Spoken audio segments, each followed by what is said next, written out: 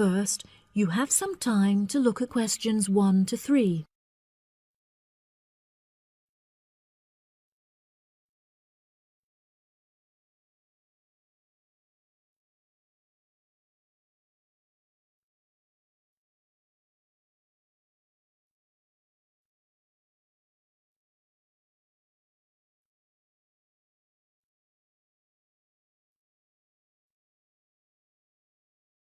That'll be $23. Right, there's your change. Have a nice trip. Oh, I'll just get your bags out of the boot. Thank you very much. Now, George, let's find the check-in desk. Yes, but with all the changes they have made here at the airport, I'm not sure where the check-in desk is. I know, it's strange, isn't it? Why don't we ask for help? Good idea. What about that man sitting down over there? Which one? The one with the hat on and in the trolley? No, the one with the uniform behind the table. I'll ask him. Excuse me, could you tell me where the check-in desk for France Air is, please? Oh, let me think. The best way to get there would be to turn left at the end there, where the cafe is, and then go straight ahead until you're opposite the departure gates entrance. Oh, no. Sorry. It might be quicker to turn right as soon as you get past the cafe, and keep going along the corridor until you come to the sliding doors at the end. On the left. Yes, that's it. All the check-in counters are in a hall there. I'm pretty sure France Air is directly to your left as you walk in the hall. Thanks a lot. So, it's the left past the cafe and then right opposite... The bookshop. You can't miss it. Come on then, Lisa. We don't want to be late, and I want some time to get a cup of coffee and look around the bookshop. OK, George, but I want to go to the restroom first. I'll meet you at the check-in desk.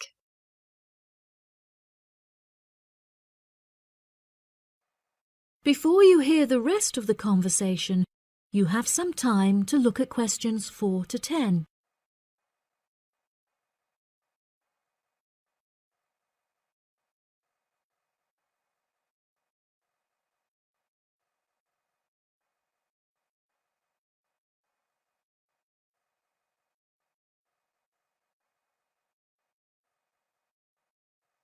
Now listen and answer questions 4 to 10.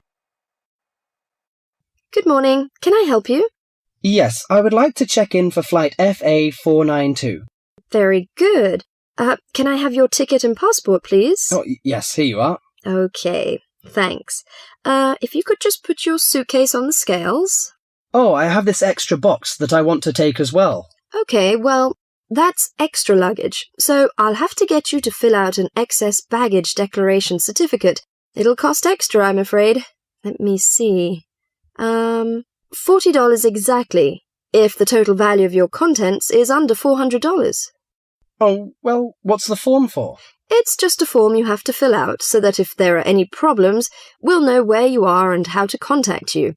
So, if you can give me a few details, I'll key in the information.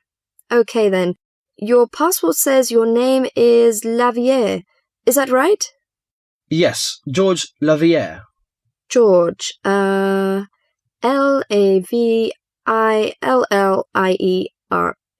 Good. Now, nationality. French? No, wait a minute. It's a Swiss passport. Well, yes, I live in France, but I was born in Switzerland. Swiss. Very good. Flight number FA492. Destination is... Paris. Are you connecting with any other flight in Paris, or will you be staying there? I'm spending my vacation in Paris. Well, Sèvres, just outside Paris. OK. So what's the phone number there? Let me think. The country code for France is 33, and the number is 198614537.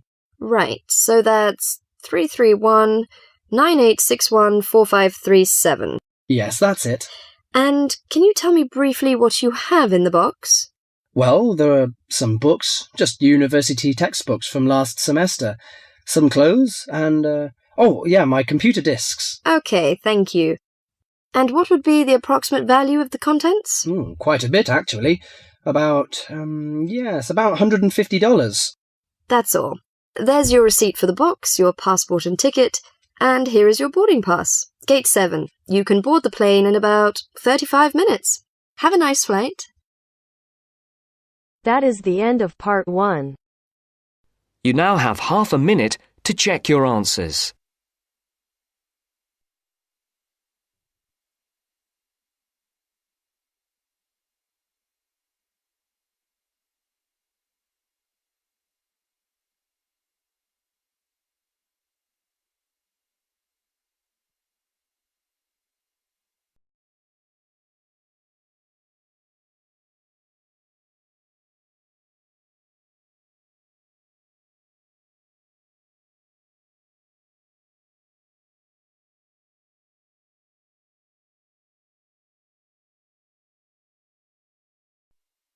Now turns to part 2. Part 2. 2.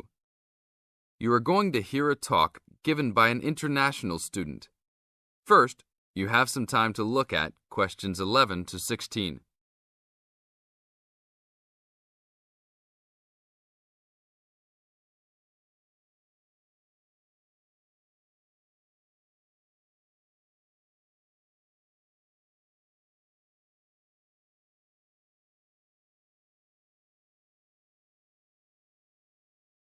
Now listen to the tape and answer the questions.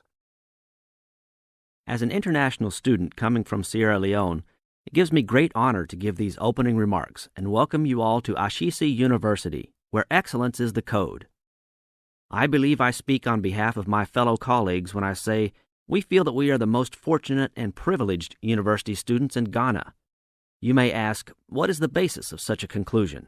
And I will simply say to you, in which other tertiary institution in Ghana do you find the same level of IT infrastructure and facilities available to students?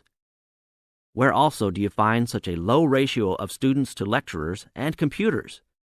In which other educational institution do you find 55% of students on some sort of financial aid, who in addition enjoy services and benefits such as job placement after graduation, on-campus employment that pays above the minimum wage, a supply of textbooks, and access to online databases? Ladies and gentlemen, there is no other institution of higher education in Ghana today that matches the learning environment and the quality of instruction at Ashesi. I could continue listing reasons why we students feel this way, but I only have 5 minutes for this speech. Believe me, I could go on for hours. At Ashesi, everyone is considered a leader and is treated special. Ashesi equips us with the necessary determination, strength, and belief in ourselves to be able to achieve our goals. We are being taught to think outside the box and to question and challenge our assumptions about the world we live in. This, ladies and gentlemen, is one of the benefits of a liberal arts education, which seeks to broaden our intellectual capacity.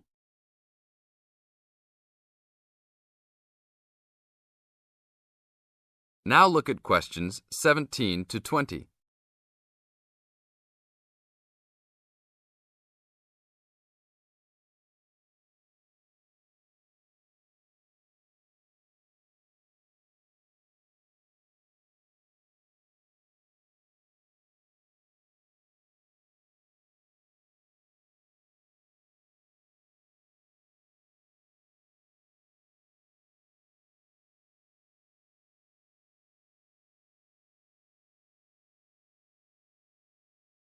As the talk continues, answer questions 17 to 20. At Ashesi, we are also exposed to real-life situations and learn how to deal with them through a practical and vigorous academic program, as well as various seminars in which prominent leaders in their professions are invited as guests to interact and share their knowledge and experiences. Some people, even some of you in this audience, may believe that tuition at Ashesi is too high, but I say to you that the students here are unanimous in saying it is worth it. Not because we all come from well-to-do families, but because when it comes to one's education, you need to aim at getting the best from the right place. One's education defines who you are and what your perception of life and society will become. Ashesi offers us a top-quality education which meets high international standards. This is due to the strong linkages the school has established with 3 of the very best schools in the United States, namely Swarthmore College, which is ranked as the best liberal arts school in the U.S., UC Berkeley, and the University of Washington. In addition, Ashesi has recruited an excellent faculty consisting of lecturers from various countries, including Ghana, the UK, and the United States. These lecturers are among the best in their respective academic fields. I believe this is the school's greatest asset, a strong and knowledgeable team dedicated to achieving successful results from their students and who also love their job. I would like to end with a personal message. My fellow students, because we are among the most privileged in our society, we should take responsibility for our own destinies, make our parents proud, and create a legacy for those that follow us and Africa as a whole. We must give back to our society after completing school and achieving our goals in life, which I believe we all can if we properly utilize our time and take advantage of all that is offered here at Ashesi. That is the end of part 2. You now have half a minute to check your answers.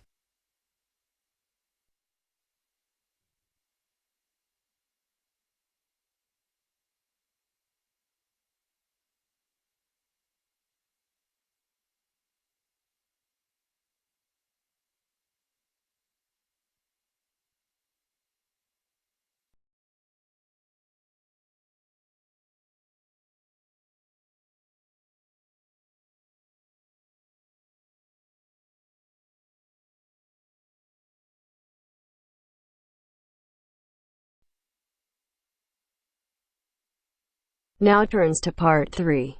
Part 3. You will hear a tutor and 2 students discussing the best ways to study. First, you have some time to look at questions 21 to 25.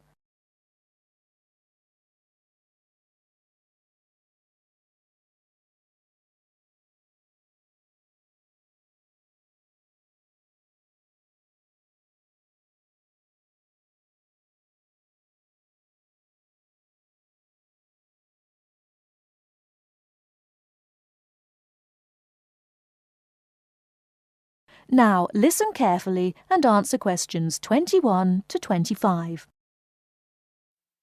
Well, how are you both settling in? Fine.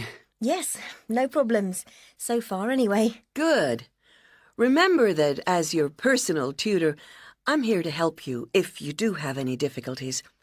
Now, as you know, lectures start on Monday, so I thought we'd look at a few ways of making the most of them, especially in terms of the notes you take. Let's begin by thinking about what you can do before you even go to the lecture. Any ideas? Make sure you're up to date with all the background reading, so you know plenty about the subject already. Yes, that's essential. The lecturer will assume you have that knowledge.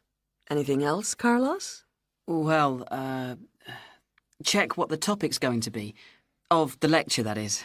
I'd go a bit further than that and consider what the content may be. Then you could ask yourself some questions that you want answering and listen out for the relevant information during the lecture. Okay. Now that brings us to the lecture itself and the actual business of writing notes. But there's a lot to deal with there, so we'll come back to that later. What I'd like to do for the moment is continue with the process of note-taking and move on to the next stage. Any suggestions for what that might be?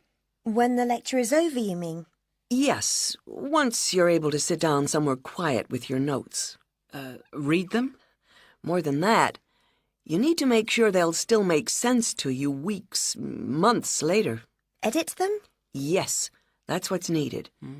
It's well worth spending a few minutes on it.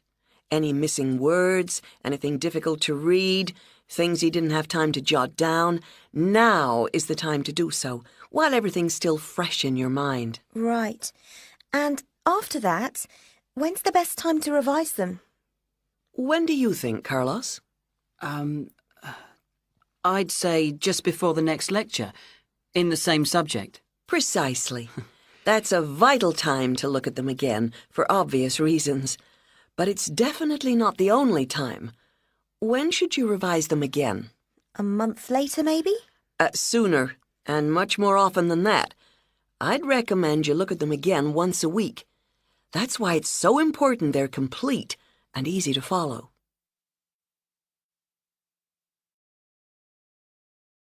Before you hear the rest of the talk, you have some time to look at questions 26 to 30.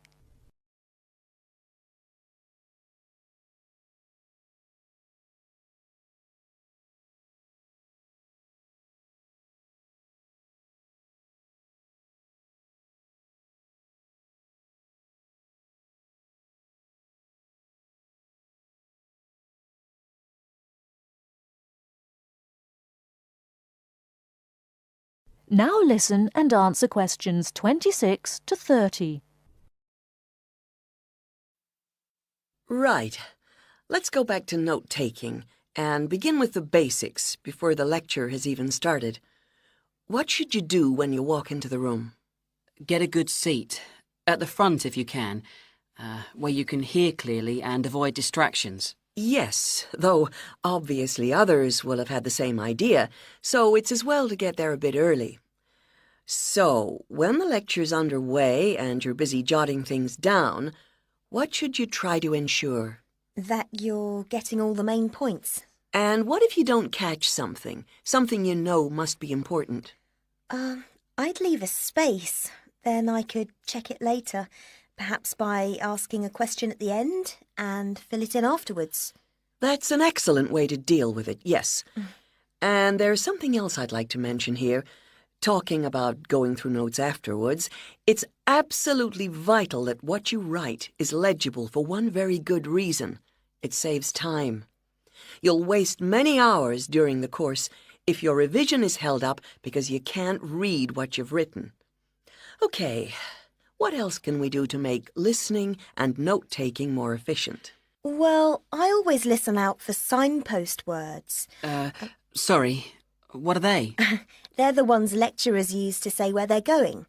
A bit like a signpost at a road junction, I suppose. Things like, the first reason is, however, to sum up, and so on. Yes, they can tell you when something important is coming, and help you organize your notes, too. Is there anything else you can add, Carlos? There's something I think's very useful, but it's later, after the lecture is finished. That's fine. Go on. Well, what I do is go through what I've written down, summing up the main points in a few words in the margin, on the left-hand side of the page. I try to use words that'll jog my memory, so that I can remember what everything's about when I look at them again. Yes, that can work very well. What some people do to review their notes is cover up their full notes from the lecture, maybe with a piece of paper or a card, and concentrate just on what they've put in the margin, trying to recall the details. Then they move the cover down a little and check whether they were right. Or you could put your main points on another piece of paper and clip them together. Instead of covering and uncovering, you just hold a page in each hand. Sure. It's down to personal preference, really. Everyone has their own learning style. That is the end of part 3. You now have half a minute to check your answers.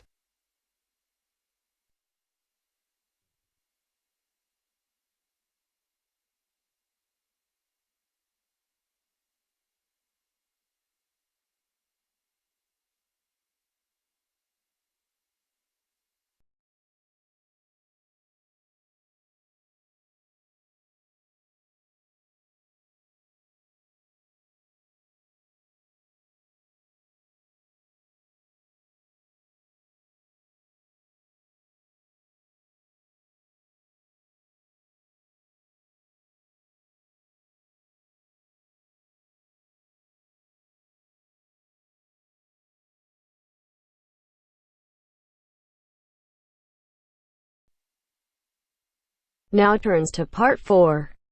Part 4. You are going to hear a lecturer giving a talk on a type of fundraising for business called crowdfunding. First, you have some time to look at questions 31 to 40.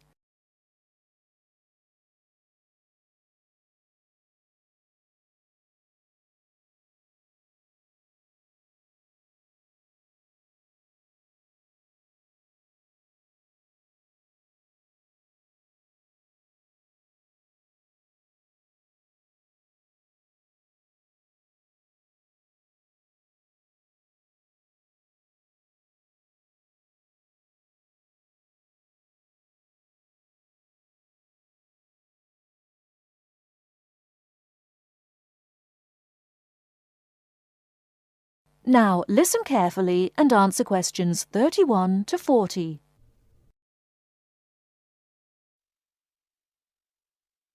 Good morning, everyone. Today we're continuing our look at funding opportunities for small startup businesses. The emergence of social media has given companies the ability to connect with fans and potential customers directly. On the back of the growth in social media, a model of raising finance has emerged known as crowdfunding. This revolutionary way of raising finance began with micro-lending in the 90s. More recently, an equity-based model has emerged that allows people to invest directly in a new company. We're going to examine this in more detail later, but let's turn first to a third model, which I'll term a fan-based model. With this model of crowdfunding, individuals are encouraged to give an amount of money to support the launch of a project or initiative without the promise of any financial return. Instead, there's a reward for donating. This contrasts with the micro-lending model, which would require a return on investment, and the equity-based scheme, which may offer shares. Crowdfunding portals or websites allow the business concerned to present the initiative along with the financial target required. There's a fixed time limit for fundraising, and if the target amount is reached, all donations are paid to the company or individual. Whether it's an author planning to write a new book, an independent film company looking to make a new film, or a technology company with an idea for an app, the person or company needing funding would turn to its fan base for support. This is managed through one of the many crowdfunding online portals that have emerged. Of course, a fan or supporter of a particular initiative is likely to give money anyway. But donation-based crowdfunding will often make donating even more attractive by offering a rewards-based incentive scheme. Let's take a film company, for example, that needs funding for a new film. For a small set donation, the donor might be offered a free ticket to the premiere or a DVD of the film. A larger set donation might be rewarded by the chance to attend a launch event when the film goes live. Those people who make bigger donations could even be offered the chance to meet the cast of the film, whilst the highest level donation could see the person's name mentioned in the film credits.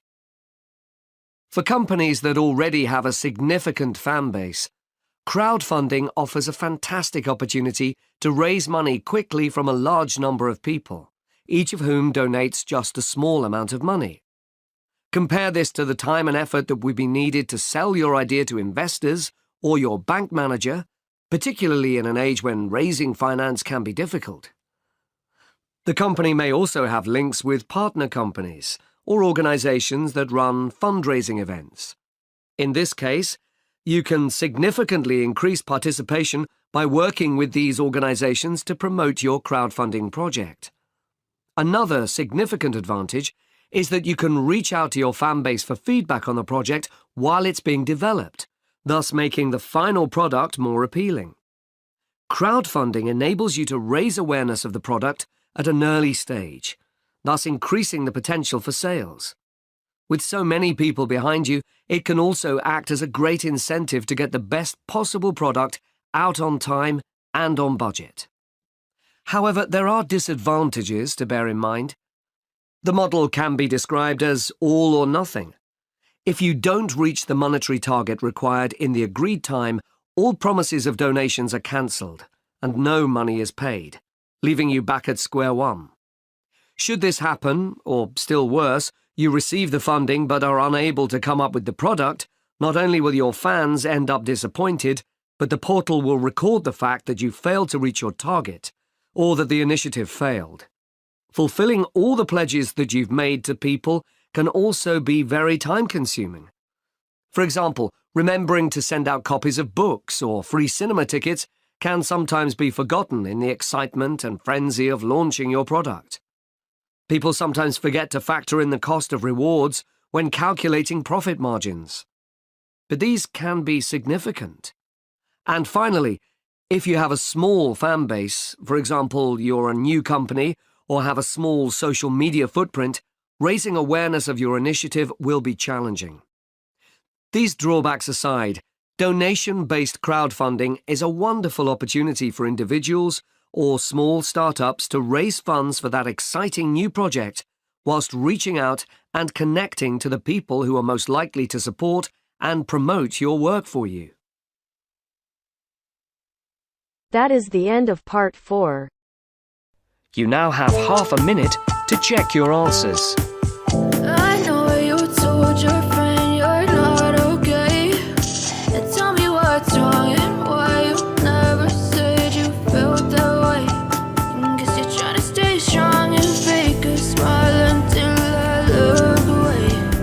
But I've known you too long, it hurts to watch your blue eyes fade to gray as you fade away.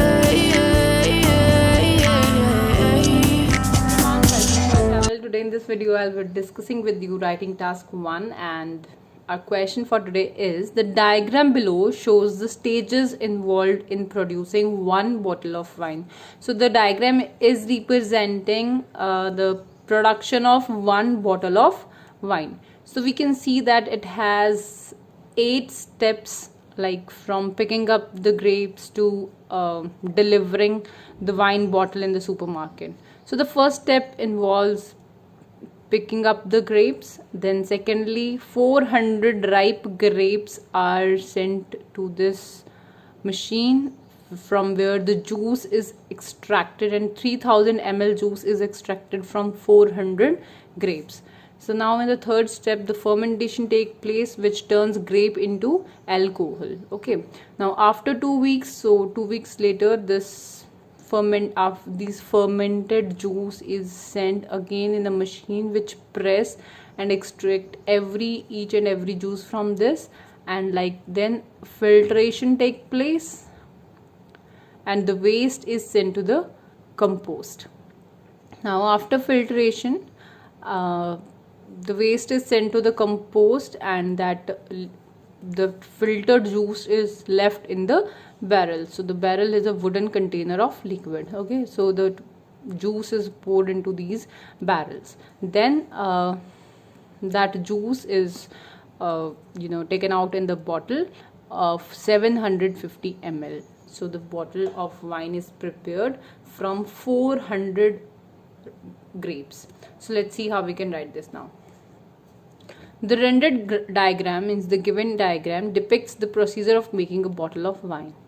Overall, it is discernible from the graph, means it is clear from the graph that the procedure entails 8 stages, from picking up the grapes to dispatching the wine bottles to the supermarkets.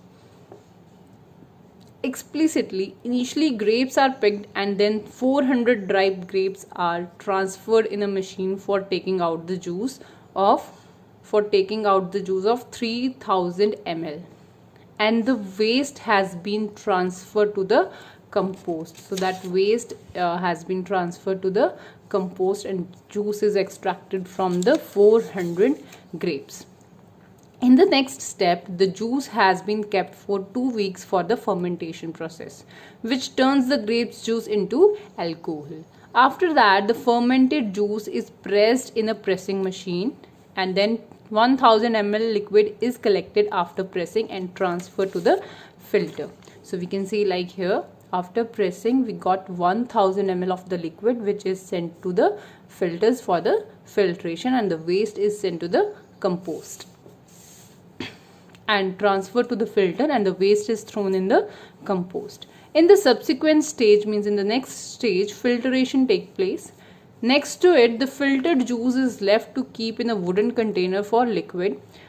So the filtered juice is left to keep in a wooden container for liquid, namely barrels. So these barrels are used as a wooden container which can cap the liquid in them, and the waste is thrown in the compost. So after filtration also, the waste is thrown in the compost, and that filtered juice is left in the barrels. In the penultimate stage, means in the second last stage, the wine is collected in a bottle of 700 ml, and lastly the bottle is transported to the supermarkets through trucks. So by using the vehicles, that bottle of wine are transferred to the supermarkets. So this was for today. If you like the video, do hit the like button and subscribe to our channel. I'll meet you in the next video. Till then.